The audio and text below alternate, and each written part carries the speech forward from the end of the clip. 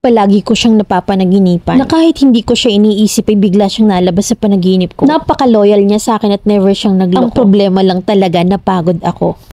May ex ako na 5 years din kaming nagsama at never din kami nagkaroon ng anak. Pero may anak siya sa una. Masasabi kong siya yung greatest love ko at halos sa kanya umiikot yung mundo ko noon. Maraming masasayang memories na nangyari sa buhay ko at 16 years old lang ako nang nag-start yung relationship namin at nag-live-in kami ng 5 years. Ang reason ng paghihiwalay namin ay sa pagiging tamad niya at mahirap utusan na panay lang siya ML. At at the age of 24 ay wala siyang trabaho. Suportado pa rin siya ng magulang niya at ako naman ay online seller na minsan ngayon napapasama pa ako sa pagdi-deliver. Na kasi nga ayaw niyang mag-deliver kasi nga daw may tournament daw siya. Napagod ako kakaintindi na halos araw-araw ay panibarkada at puro ML alak at sigarilyo. Na parang ako na lang yung nagdadala ng relasyon namin. Na ang hirap pala sa pakiramdam na ikaw na lang mag-isa sa relasyon at napagod ako at nakipaghiwalay ako. Na actually ilang beses kami naghiwalay dahil nga sa ganyan niyang ugali. At dahil nga ganun pa rin siya ng time na yun ay nag-decide ako na wala na talaga. Dahil yung pagmamahal ko sa kanya noon ay parang unti-unti nang nawawala na parang natitiis ko na siya. Hindi kagaya noon na talagang hindi ko siya matiis. Year 2021 nang nag-decide akong iwan siya. At nung nakipaghiwalay ako sa kanya nung una ay wala lang yun sa kanya. Hanggang sa napansin niya siguro na natitiis ko na siya at dun na siya nagsuyo. Pumupunta siya sa bahay na may dalang bouquet of chocolates na may wine pa. Yayayain akong uminom kasamang barkada pero pagkatapos ay hihatid ako sa bahay. Hindi na kami nagsama sa iisang bubong. Ewan ko ba pero pinilit ko naman na ibalik sa dati pero parang wala na talaga. Hanggang sa yung mother niya ay kinausap na ako at umiiyak sa akin at gustong magkaayos ulit kami ng anak niya. Na palagi daw kasing tulala yung anak niya na parang ang lalim daw ng iniisip. Na minsan pang araw ay nagpapaalam sa kanya na maglalakad-lakad na kahit sobrang lalim ng gabi hindi raw makatulog. Nagmamakaawa sa akin ng mother niya noon at umiiyak ako that time nung kinakausap ako ng ina niya. Kaya't pinilit ko na maging okay kami pero ewan ko talaga wala na akong nararamdaman ng mga time na yon. Hanggang sa tinanong niya ako na one last time daw na kung may pag-asa pa raw ba siya sa akin. Alam kong seryoso siya at ramdam ko yung last na tanong niya sa akin yon kasi umiiyak ako habang kausap ko siya. Sabi ko wala na. Umiyak siya noon at sinabi niya sa akin na ingatan ko raw yung sarili ko at humingi siya ng tawad sa lahat ng nagawa niya sa akin. Nang umalis siya ng gabing yun ay hindi na siya nagparamdam. Mula nang nagkahiwalay kami nagkaroon ako ng bagong kinakasama at ganun din naman siya. Pero hindi ko alam kung bakit palagi siyang nasa panaginip ko. Na halos araw-araw sa panaginip ko lagi siyang naghahabol sa akin. Or kaya lagi siyang nakadikit sa akin na bakit ganun. Tapos paggising ko sobrang bigat ng damdamin ko na minsan ay umiiyak ako. Masasabi ko na siyang greatest love ko. Ngayon nga ay kasal na siya at nagkaroon na rin sila ng anak. Ako naman ay may ka-live-in pero wala kaming anak. Hangad ko palagi na umangat siya sa buhay at masaya na ako doon. Na sa tingin ko nag-work naman yung hinihingi ko kay Lord kasi nabalitaan ko na nasa abroad na siya at may maayos ng trabaho. Na kahit ngayon ay napapanaginipan ko pa rin siya kahit na hindi ko naman siya iniisip. Lagi siyang nalabas sa panaginip ko na minsan nga ay 3 days straight pa. Sa panaginip lagi kaming masaya magkasama na napaka-loyal niya sa akin. Na nung kami pa nga ay never siyang nagloko. Yun lang talaga yung problema ko, napagod ako. Sana mamilin may makapagpaliwanag ng nangyayari sa akin. Magbabasa rin ako ng comment section. Letter sender, Glenn C.